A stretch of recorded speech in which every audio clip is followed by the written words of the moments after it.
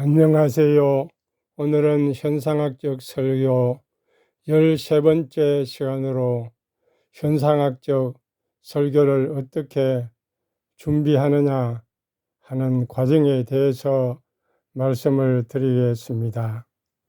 현상학적 설교문을 작성하기 위해서 몇 가지 준비 과정을 거쳐야 합니다.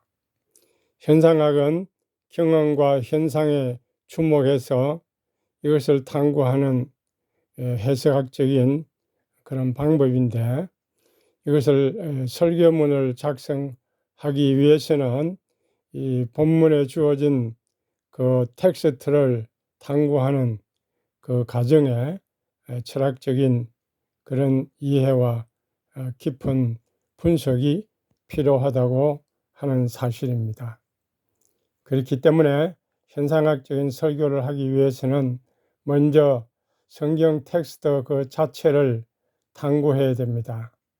성경의 텍스트를 읽고 연구하고 그 안에 있는 내용이나 또 주제나 문맥 이런 것들을 분석하고 해석해서 설교에 활용하는 것입니다.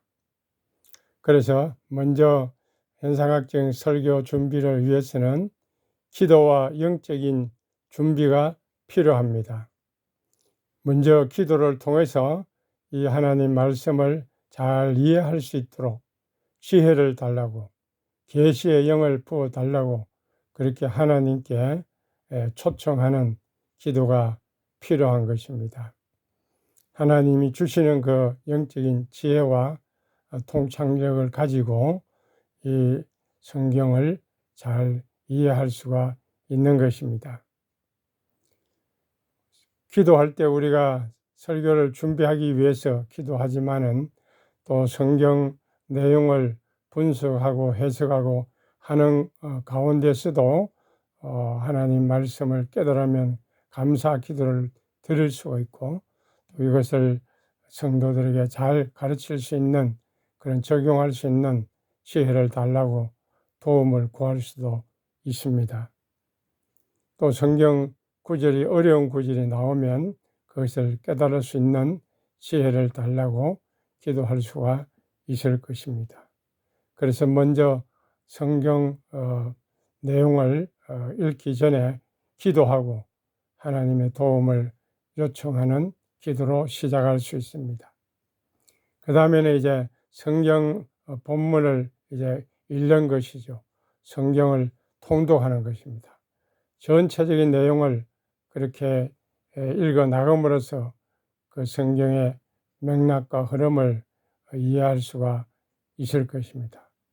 혹은 어떤 주제를 통해 가지고 주제 중심에 초점을 맞추어서 그 주제에 해당되는 그런 본문을 가지고 또 성경을 이해할 수가 있을 것입니다.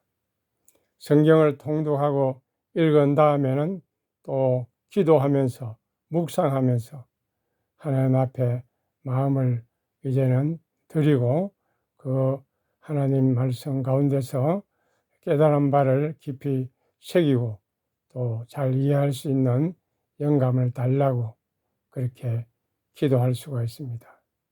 이런 현상학적인 접근을 통해서 성경 본문의 내용을 읽고 이해하고 또 그 가르침을 통해서 새로운 시각을 얻을 수가 있고, 그렇게 해서 성경을 해석하고 설교하면 또 풍성한 그런 설교가 될 수 있을 것입니다.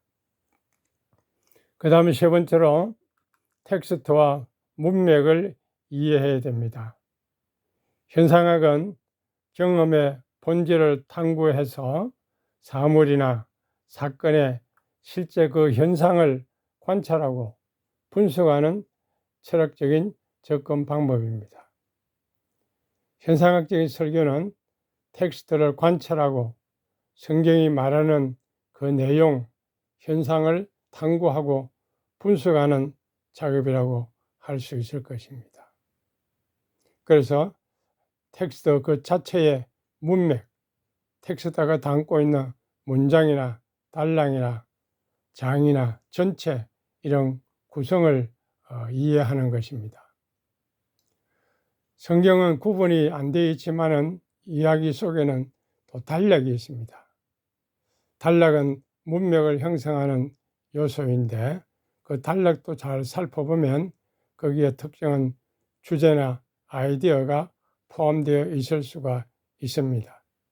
그래서 그 단락의 시작이나 끝부분이나 또 이야기가 전환되는, 연결되는 그런 부분을 잘 살펴보면은 그 단락의 의미를 깨달을 수가 있습니다.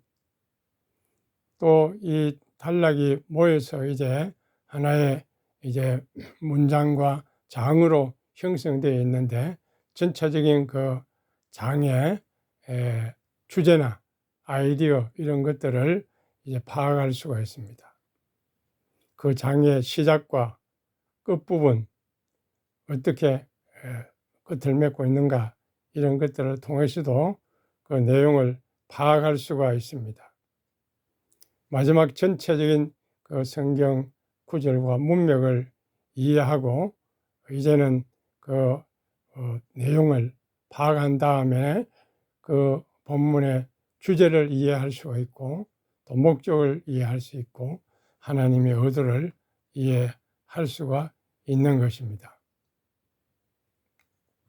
이러한 텍스트 자체의 문맥 이해는 현상학적인 설교를 효과적으로 준비하는 데 필수적입니다. 텍스트의 내용과 구절을 철저히 분석하고 해석하는 과정을 통해서 텍스트를 깊이 있게 이해하고 설교할 수가 있을 것입니다. 요약해서 말씀을 드리면 성경 문맥, 문장의 구절을 이해하는 것입니다. 주어나 동사나 목적어, 보호 이런 문장 구조를 이해하는 것입니다. 그리고 단어의 의미, 그 단어가 어떤 의미를 가지고 있고 해당 문맥 속에서 그 단어가 어떻게 사용되었는지 그것을 관찰하는 것입니다. 또 문맥과 문맥 사이가 어떻게 연결되어 있는지 그 텍스트의 흐름과 의도를 이해하는 데 중요한 것입니다. 그래서 성경 전체의 그 텍스트의 구조와 흐름 또 그 저자의 의도와 메시지를 이해하는 데 도움을 주는 것입니다. 그 다음에 네 번째는 문학적인 요소를 고려하는 것입니다. 성경의 문체나 또 서술 기법, 비유, 은유 이런 것들을 분석하는 것이죠. 또 성경은 예언서도 있고 역사서도 있고 시편 이렇게 다양한 장르와 형식으로 되어 있습니다. 이런 특성을 이해하면 성경 내용과 의도를 더욱 깊이 이해할 수가 있을 것입니다. 그렇게 하기 위해서는 그 성경 단어와 언어의 그 표현, 어떻게 표현되어 있는가 그것을 관찰해야 됩니다. 시편이 아니라도 우리는 그 성경을 보면 각 문학적인 요소들이 많이 들어있는 것을 볼 수 있습니다. 잠언, 이사야 이런 것들을 읽어보면 비유나 언어적인 표현 이런 것들이 많이 나오는 것을 볼 수가 있습니다. 그래서 비유나 은유 이런 것들을 잘 해석을 해야 됩니다. 비유와 은유는 추상적인 개념이나 사물을 구체적인 이미지나 상황을 통해서 표현하는 것입니다. 그렇기 때문에 이것을 잘 이해하면 성경 그 메시지를 더욱 명확하게 이해하고 전달할 수 있을 것입니다. 그래서 성경의 문학적인 그런 특성들, 예언서, 역사서, 시편, 비유 이런 다양한 장르와 특성들을 이해하면 그 본문을 잘 이해할 수가 있을 것입니다. 그리고 문체와 서술 기법도 분석할 필요가 있습니다. 기록된 그 본문이 역사적인 서술, 또 시적인 그런 서술 이런 것들을 차이를 이해하면은 그 성경 본문을 더 깊이 이해할 수가 있을 것입니다. 그 다음에 성경 구조와 스타일을 분석하는 것입니다. 그 문장의 특성, 리듬 이런 것들을 분석하는 것입니다. 이런 문학적인 요소들을 고려해서 현상학적 설교에 적용하면 성경 그 텍스트를 다각도로 이해하고 또 깊이 있는 메시지를 전달할 수가 있습니다. 그렇게 현상학적인 설교에 이 문학적인 표현을 도입하면은 설교가 딱딱하거나 메마르지 않고 정서와 감동을 불러일으키는 그런 정적인 설교가 될 수가 있을 것입니다. 그 다음에 다섯 번째로 역사적인 배경을 이해하는 것입니다. 성경은 고대 문화와 역사적인 배경과 깊은 관련이 있습니다. 그래서 그 내용을 이해하기 위해서는 그 배경을 조사하는 것이 도움이 됩니다. 예를 들면 성경 저자를 우리가 알아야 되고 그 성경이 기록된 시대와 문화적인 또 사회적인 그런 상황들을 알아보는 것입니다. 구약을 기록한 모세, 다윗, 솔로몬, 또 신약의 또 마태, 마가, 누가 여러 저자들, 이런 저자들을 이해하는 것입니다. 또 성경은 구약뿐만 아니라 신약 시대마다 이런 다른 배경을 가지고 있습니다. 그런 여러 세기에 걸쳐 쓰여진 그런 오래된 그런 성경 내용들을 그 시대를 잘 이해하고 문화적인 습관을 이해하는 것입니다. 성경은 이렇게 특정 시대와 그 문화적인 배경 가운데서 쓰여졌습니다.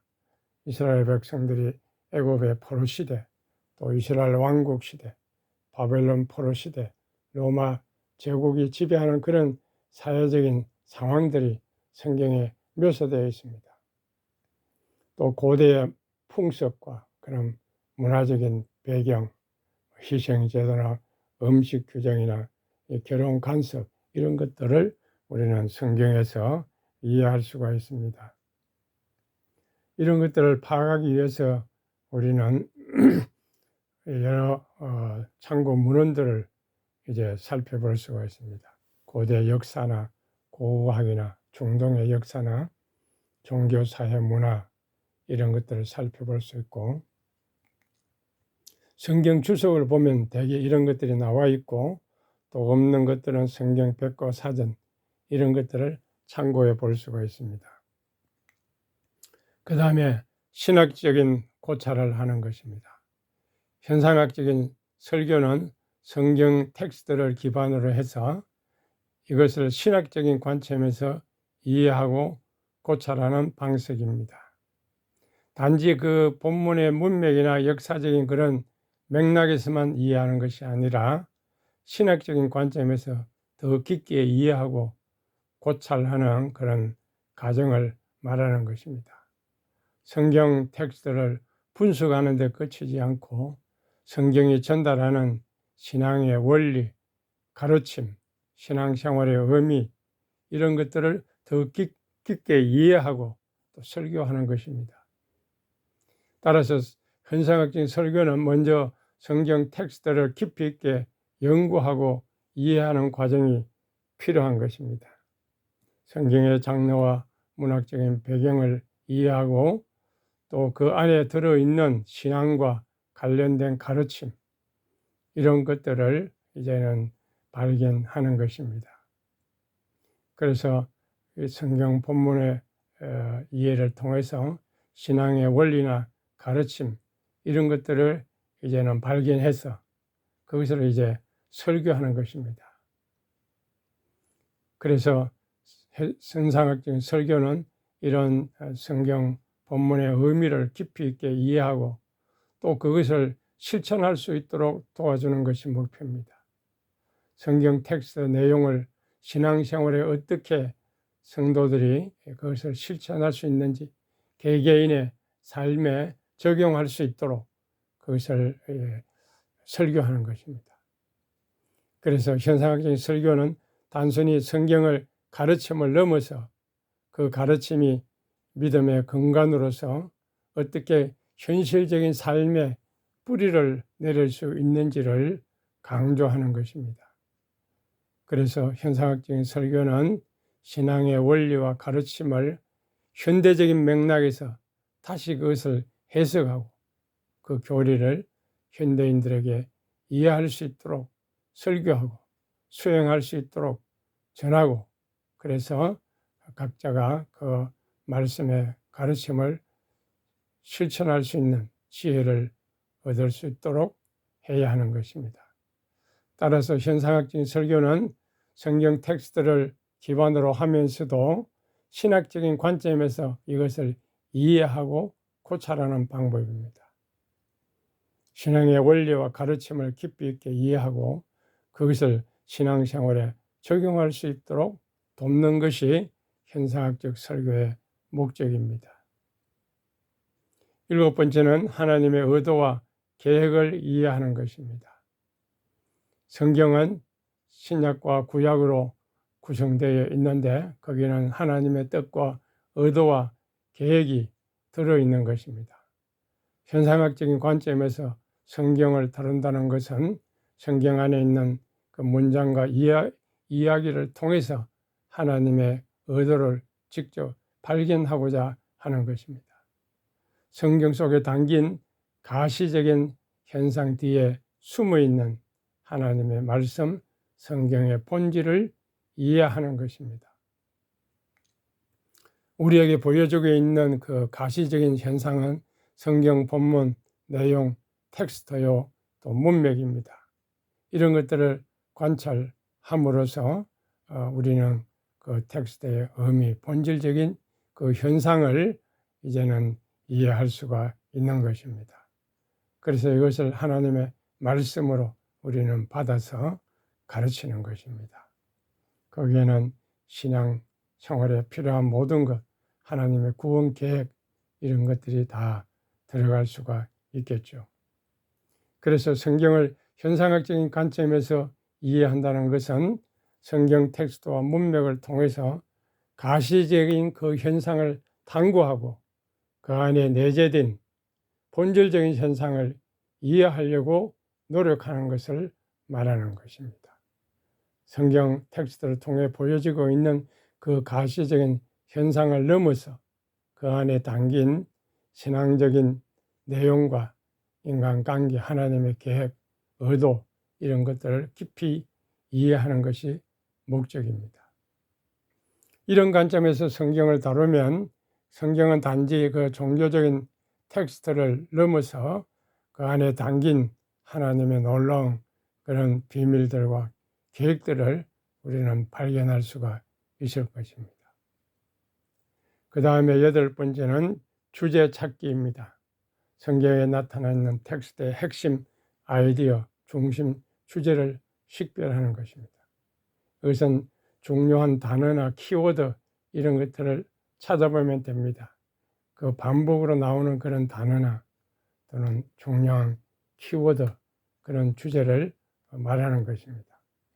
그것은 대개 첫 문장이나 첫 문단을 읽어보면은 거기서 아이디어를 얻을 수가 있습니다. 또 본문의 흐름을 잘 파악을 하면은 그 주제가 어떻게 전개되고 있는가를 알 수가 있습니다. 또 단락마다 그 구조를 파악하는 것입니다. 그 문장을 통해서 중요한 그런 내용들이 주제가 될 수가 있습니다. 또 성경 안에 인용하는 성경 구절이나 예를 드는 그런 내용들을 보면 그 주제를 부각시키기 위해서 그렇게 하는 것이죠. 그러므로서 주제를 파악하는 데 도움이 됩니다. 또 때로는 그 말씀을 요약해서 전체 내용을 또 말하는 그런 성경 구절들도 있습니다.